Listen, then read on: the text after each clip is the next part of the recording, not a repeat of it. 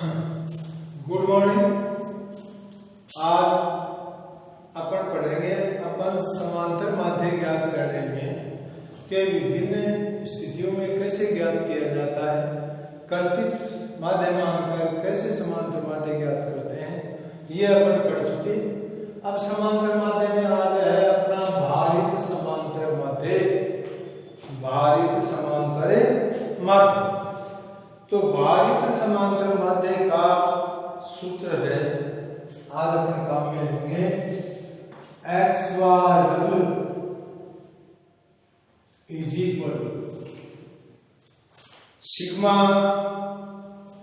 X W बटा भारित समांतर माध्य को लिखते हैं एक्स वाई डब्ल्यू से और नीचे सिग्मा डब्ल्यू। डब्ल्यू है भार, भार को अंग्रेजी में कहते हैं वेट, तो उसका प्रथम अक्षर आता है डब्ल्यू, तो उससे भार को लिखा जाता है। तो ये भारित समांतर माध्य कैसे ज्ञात किया जाता है, ये अपनी प्रश्न वाला है 17.5। इसमें पहला प्रश्न है, एक छात्र ने अंग्रेजी में 46%, अंग्रेजी में कितने प्राप्त किए उसने,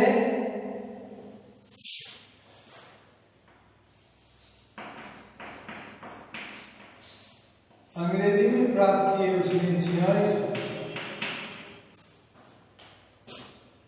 गणित में 67%, गणित में प्राप्त किए उसने 67%, हिंदी में 53%,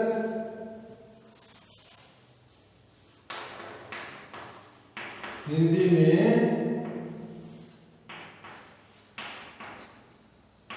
53%, और इतिहास में 72,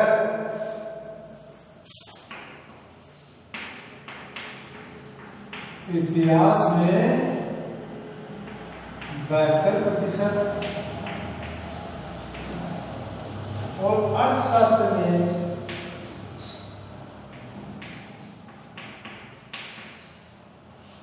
उसने प्राप्त किए कितने प्रतिशत है, 58%।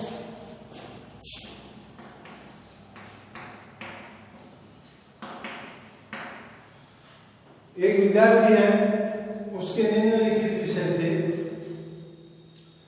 उनमें उसने निम्न प्रकार अंक प्राप्त किए। अंग्रेजी में 46% आए, गणित में 67%, हिंदी में 53%, इतिहास में 72 और अर्थशास्त्र में 98। इस तरह से उसने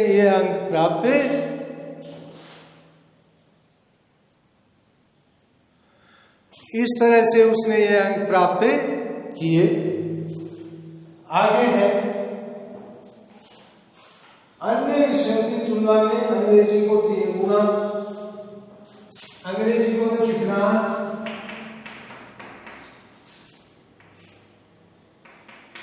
3 गुना, अंग्रेजी को तो कितना भाग दिया, अन्य विषयों की तुलना में 3 गुना, और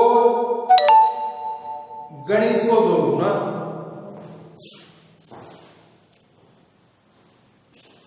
गणित को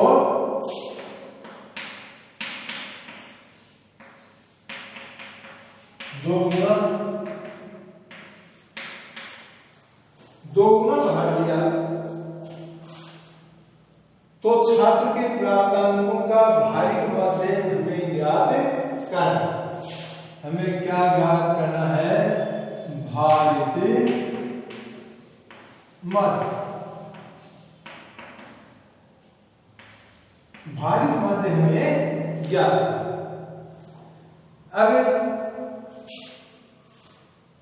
अंग्रेजी में कितने किए, तो उसने x1 का मान कितना होगा 46,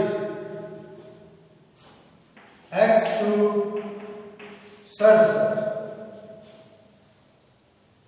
x3 53, x4 72, x5 18। तो x1 x2 x3 x4 x माना अपन ने मान लिया, ये अपने को दिया गया माना हिंदी का भार है। अब भार मान लेते हैं, अपन ने मान लिया माना हिंदी का भार x, माना हिंदी का भार x, हिंदी और इतिहास का बराबर है। हिंदी, इतिहास और अर्थशास्त्र, इन तीनों का भार बराबर है, इसलिए हिंदी का भार भी x है ना, इतिहास का भी x,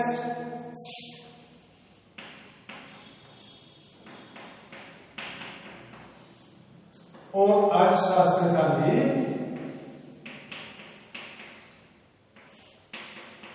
x। क्यों? इन तीनों विषयों का भार बराबर है। गणित का भार अन्य की भार से दुगना है, तो गणित का भार कितना है?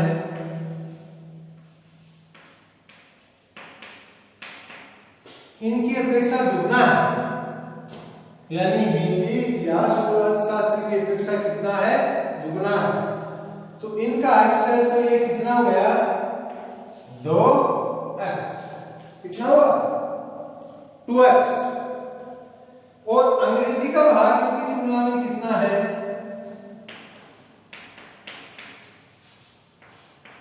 अंग्रेजी का भाग इनकी तुलना में है 3 गुना। अंग्रेजी का भाग कितना है? 3 गुना। तो अंग्रेजी का भाग कितना हो गया? 3x। अंग्रेजी का भाग हो गया 3x। अब अंग्रेजी का भाग 3x, तो W1 इज इक्वल टू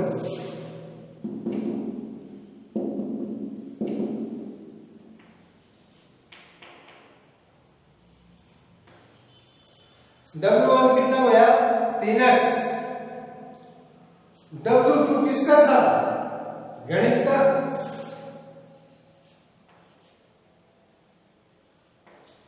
वो कितना?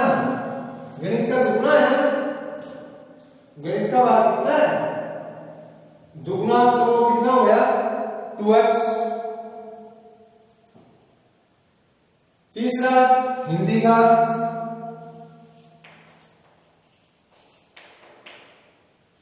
x। हिंदी, इतिहास और अर्थशास्त्र का बराबर है, तो इतिहास का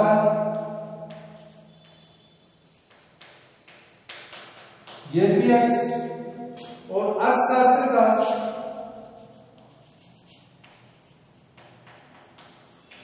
ये भी x।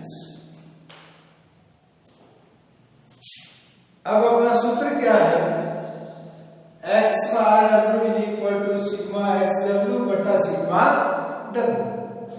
तो x बार w ये क्या है? भारित समांतर मध्य। तो ये क्या हो जाएगा?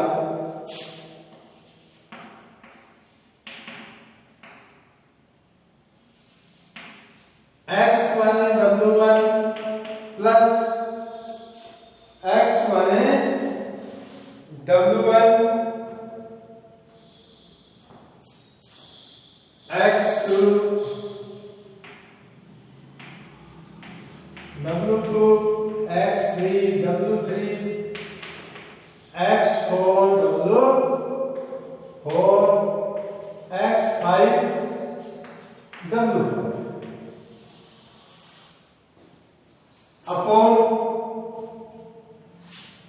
ये क्या है? Sigma W, sigma W. तो ये क्या हो जाएगा?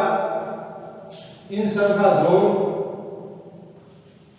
W1 plus W2 plus W3 plus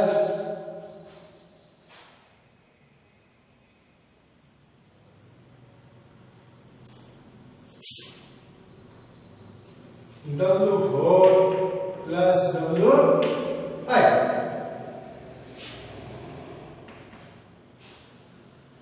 अब x1 W is equal to x1 W1, x1 W1। x1 कितना है? 46।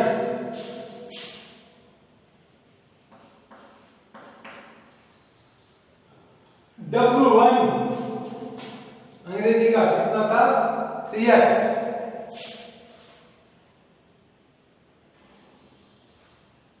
3x प्लस x2, x2 का मान कितना था अपना? 67।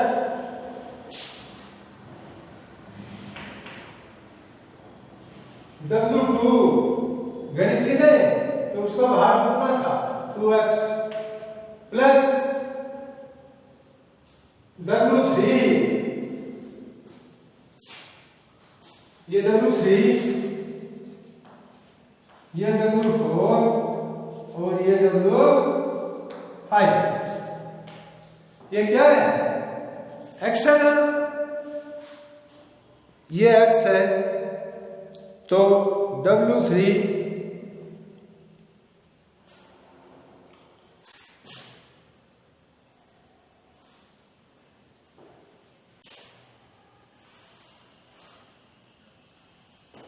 यहां x3 कितना है? 53 into W3 x plus x4 कितना? 72 इंटू x प्लस x5 कितना? 58 इंटू W5 x अपोन इनको जोड़ दे W1 plus W2 plus W3 plus W4 कितना है? 3x, W1 3x, W2 2x, W3x, W4 x, W5 x। कोई दिक्कत नहीं। अब इसको अपने को हल करना है। कैसे करेंगे इसको हल? 46x को कितने से गुणा करेंगे? 3x। तो x 6 से 18 को 8 से 1, 4 से 12 138x प्लस 7 में 14 को 14 से 1, 12 13 53x plus 72x plus 58x upon 3 तो 5 1 6 7 8 अपोन कितने x आए? 8x। इनको जोड़ लिया कितने आए? 8। अब इनका जोड़ करें, इनका जोड़ करें। 8 और 2 10, 10 से 3 13, 13 से 17, 17 और 8 25, 25 का 5 असल 2, 5 और 2 7, 7 के साथ 14, 14 5 19, 19 3 22, 22 3 25 का 5 असल कितनी? 2, 2 1 3 और 1 4 x का x। ऊपर का जोड़ कितना आया 455x और 8। अब 455x में से 8x का भाग लेंगे, x से x तो कट गए, तो x बार w यानी भारित समानांतर माध्य बराबर भाग 455 में कितने का भाग दो 8, 8 पंचों 40, 5 बचे है ना, 5 बचे, 5 उतारे कितने हो गए 55, तो 6 × 48,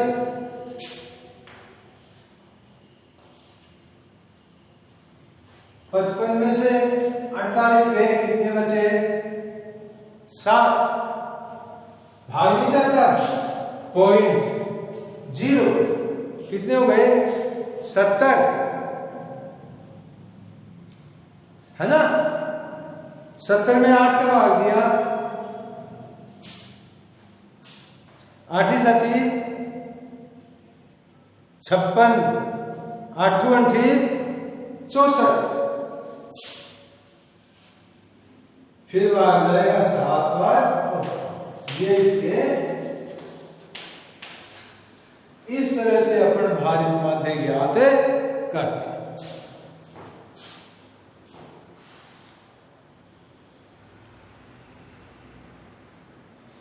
हाँ, इसमें कोई दिक्कत है तो इसका भारित माध्य आया 56.875, यही इसके उत्तर।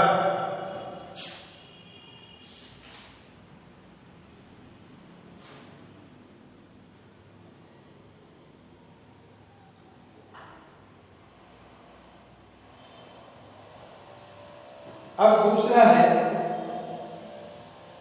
दो उम्मीदवार हैं ए और बी, व्यवसायिक कॉलेज में प्रवेश हेतु निम्न विषयों में अंक प्राप्त करते हैं जिनके भार साथ में दिए गए। ए के अंक दिए गए हैं, बी के अंक और इनका भार दिया गया है, तो ऐसा का ऐसा इसको कर लेंगे। ए के अंक x1 हो जाएंगे, ए का जो भार है 1 3 2 2, ये W1 हो जाएगा, फिर इनको गुणा कर लेंगे और इसमें इसका भाग देंगे। इसी तरह से B का भारित माध्य ज्ञात कर लेंगे।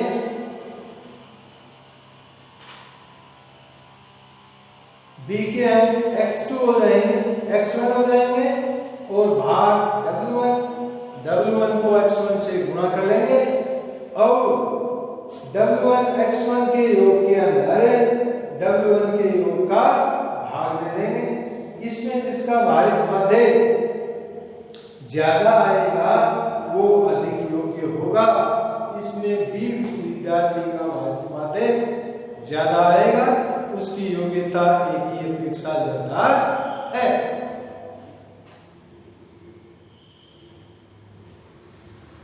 अब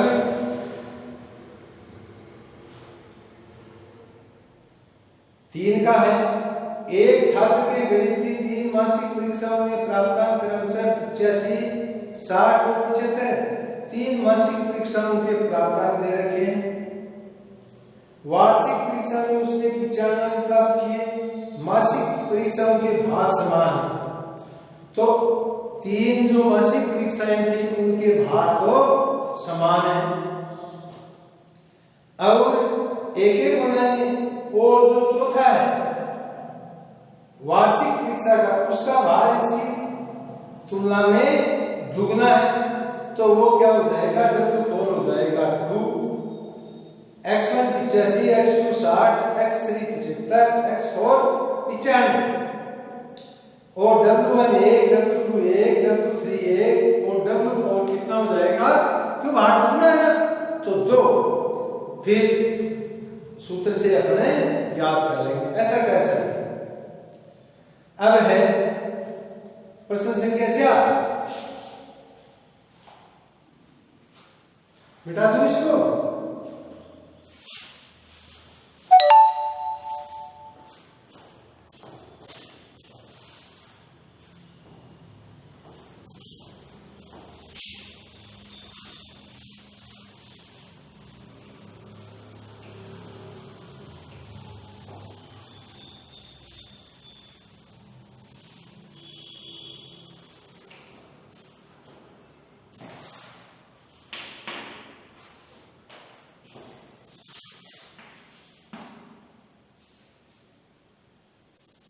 हाँ 4 का है। एक कक्षा में 45 छात्र, कुल कितने छात्र हैं?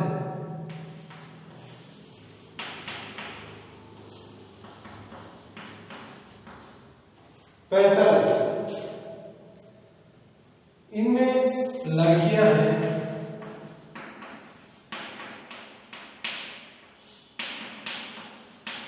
15।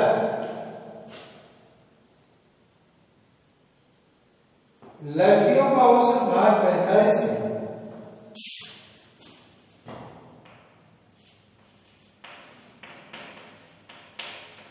लड़कियों का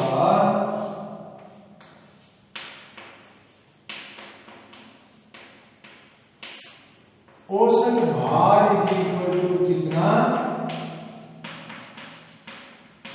45 किलो। और लड़कों का औसत भार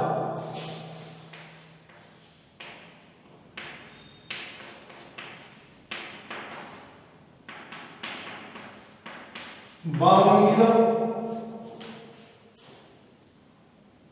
तो कक्षा के विद्यार्थियों का औसत भार याद है? कक्षा के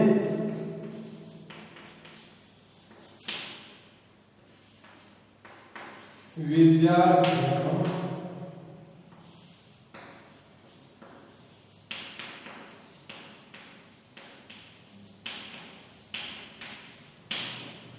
औसत भार अपने को याद कर। तो लड़कियों का भार कितना है? 15 लड़कियों का औसत भार है 45। 15 लड़कियों का औसत भार कितना दे रखा है? 45।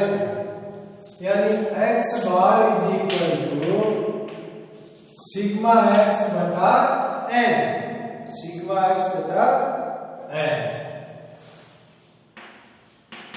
में रखने पर x बार यानी समांतर माध्य कितना दे रखा है अपने को? 45। 15 लड़कियों का औसत भार कितना है? 45। सिग्मा x बटा n। n लड़कियों की संख्या, लड़कियों की संख्या कितनी है? 15 है ना? तो इसको अपन वजन गुणा कर ले। इसके नीचे एक वजन गुणा किया, सिग्मा x को 1 से गुणा किया। Sigma x is equal to 15 को किससे गुणा करेंगे? 45 से। 15 को 45 से गुणा करो। 15 को 500 असल 7। 15 चौका 60, 7 67। तो कितना आया? 675।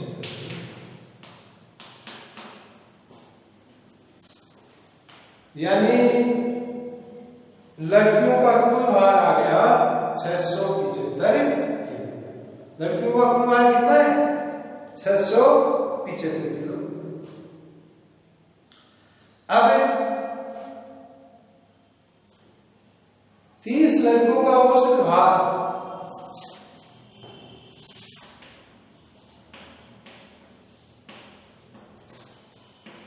30 लड़कों का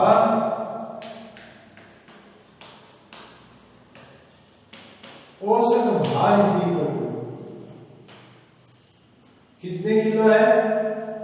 52। 30 लड़कों का औसत भार कितने किलो है? 52 किलो। तो अपन ज्ञात कर लेंगे y bar is equal to sigma y बटा n, सिग्मा y बटा n। y बार कितना है? औसत बार है कितना? 52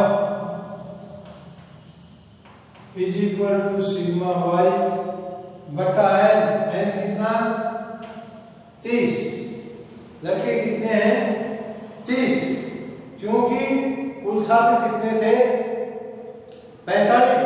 45 में से 15 लड़के लड़कियां थी, तो लड़के कितने बचे? 30, है ना। अब इसको वर्गमूल कर लो, sigma y into 30, sigma y 0, 3 दूनी 6, 5 गुना कितने किलो आया? 1560। तो 45 छात्रों का कुल भार बराबर, कुल छात्र कितने थे? 45, इसलिए 45 छात्रों का कुल भार इज इक्वल टू 45 छात्रों का कुल भार कितना हो जाएगा? सिग्मा x और सिग्मा y को जोड़ दो, 675 प्लस 1560। 1560 में 675 जोड़े तो कितने आए? 2235। 2235। तो 45 छात्र थे कुल कक्षा में, उनका कुल भार आ गया 2235 किलो। अब एक छात्र का औसत भार निकालेंगे तो कुल भार में छात्रों की संख्या का भाग होगा, इसलिए एक छात्र का औसत भार इज इक्वल टू 2235 अपॉन 35। 2235 में कितने का भाग देंगे? 45। तो क्या आ जाएगा? औसत भार, भाग देने में अपने को कितने प्राप्त होते हैं? 49 पॉइंट, यानी 2235 में भाग देंगे 45 का, तो अपने को कितने प्राप्त होंगे? 49.67 किलो। यही इसके, कोई दिक्कत नहीं। इस तरह से आज अपना भारित समांतर माध्य पूरा हो गया। कल अपन माध्यिका या माध्यांक पढ़ेंगे।